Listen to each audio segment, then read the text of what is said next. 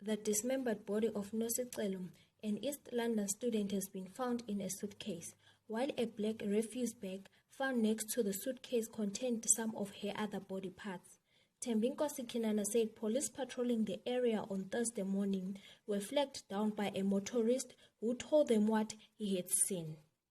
On their arrival, at the corner of Flat Street and Fitzpatrick Road, a suitcase with the body of a 23-year-old female was found. Next to it was a black bag with other body parts. While at the scene, police received information that a 25-year-old suspect believed to be linked to the murder was found and immediately arrested by intelligence. This is one of the devastating scenes women do not want to see during this Women's Month. The incident represents a manifestation of stubbornness of gender-based violence and femicide incidents which are endemic within our society. The suspect is expected to appear in court today. He faces murder charge. On further investigation, police discovered a plastic bag with other body parts in the house. She was reportedly studying alone. #Justice for Nosicelo. May her soul rest in peace.